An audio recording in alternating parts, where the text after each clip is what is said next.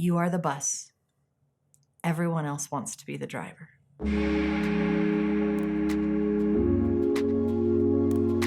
This musing makes me laugh. It brings me joy. And I hope that you love it as much as I do. I don't know why, it just does. So I want you to picture this. A bus. The type doesn't matter. City, like public transit or a school bus or a Greyhound. Doesn't matter what kind, it's just a bus. And it's got a lot of people on it. I mean, this is a full bus. So on this bus, I want you to pay attention for a moment to all the people, and let's have fun giving them backstories. So there's this person in the front of the bus. Are they stuck in the front of the bus, or did they choose the front of the bus? Did they want to be up where they could see where everything is going, or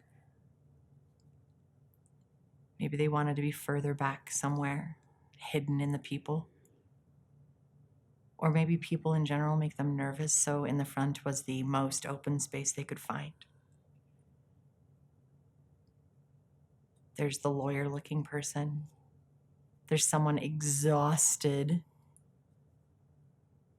Maybe there's a teenage-looking person that seems like they've totally tuned out the world, but they're giving off a spiky energy, leave me alone kind of thing. You know they have opinions.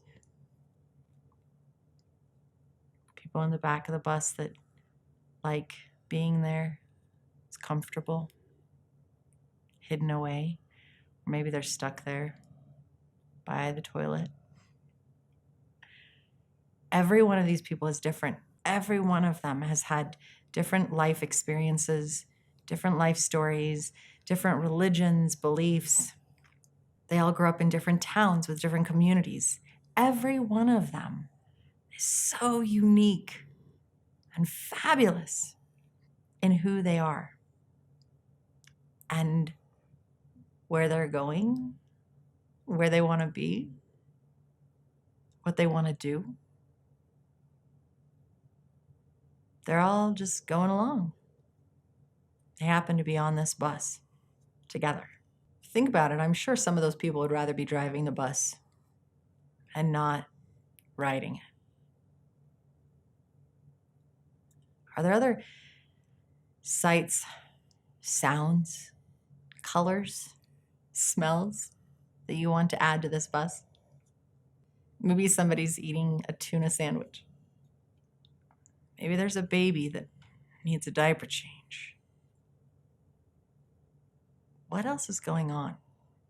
While enjoying a lunch date with a dear friend, he gave me this visual, and I don't think that he realized how in-depth and vibrant this visual was for me, because when he made the comment that he made, and I'll tell you exactly what the comment was in a second, but when he made this comment, it was like the world stopped for me in that moment, kind of like it does in a show, in a movie, where everything stops because the person has to process whatever it is they're thinking before they can go back to the conversation. And it was vivid for me because I've ridden buses. I rode school buses. I've ridden public transportation. Think about even like the subways in New York. It's kind of the same thing. I've ridden Greyhounds back and forth across Wyoming when I was a kid.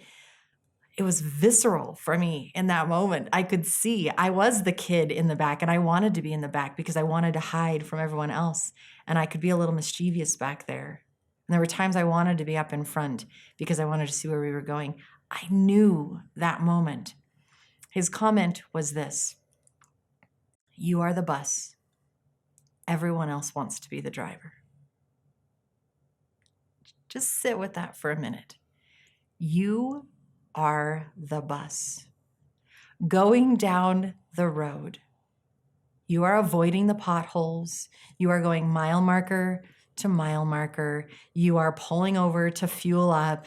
You are dealing with flat tires. You are the physical bus going through life. Everyone else on that bus is a voice in your head that wants to drive your bus and tell you where to go and how to get there. How annoying is a backseat driver When you are in your car going somewhere with a bunch of your friends and somebody says, hey, you need to do this or you need to do that. Hey, oh, or you have a passenger that's grabbing the side because they're afraid of your driving. Whatever that is, you have experienced this, I'm sure. For him to tell me I'm the bus and everyone else wants to be the driver, it really made me pause. Really made me pause. Because as the bus, I don't think everybody on that bus has my best interests at heart. They have their own agendas. They have their own thoughts and beliefs. They think we should get somewhere a certain way, and maybe that's not the way I want to go.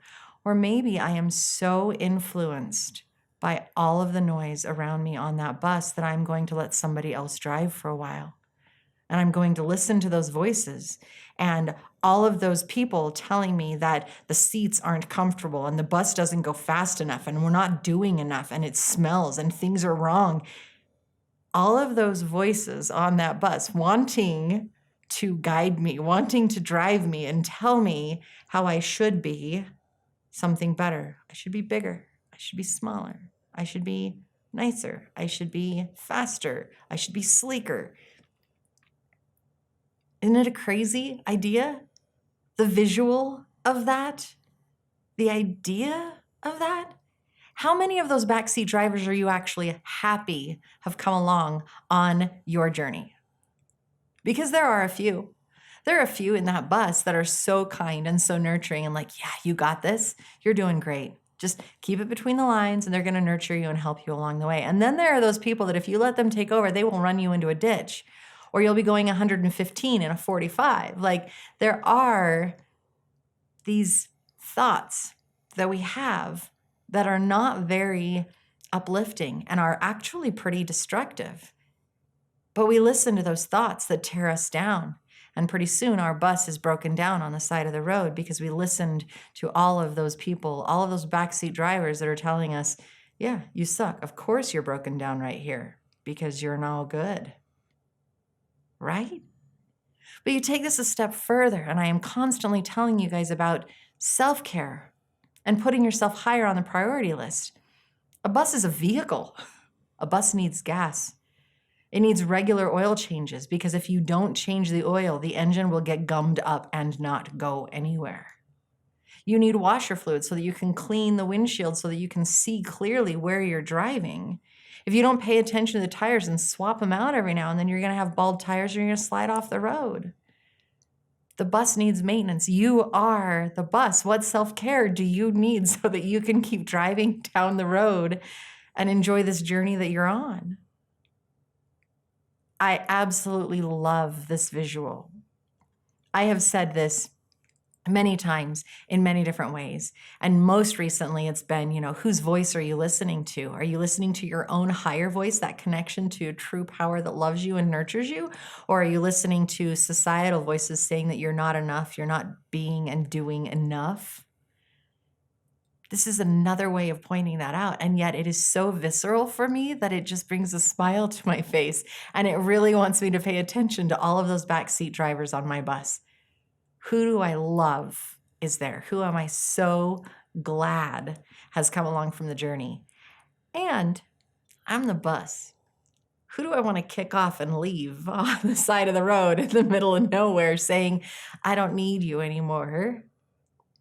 Because that's not where we're going. We're going to a different destination. I really hope that you love this visual as much as I do. And yeah, I hope it brings joy to your heart. I hope it makes you smile. And next week, we'll do a guided meditation so that you can dive into one or two of those characters and decide who's coming and who's going. Have a great week.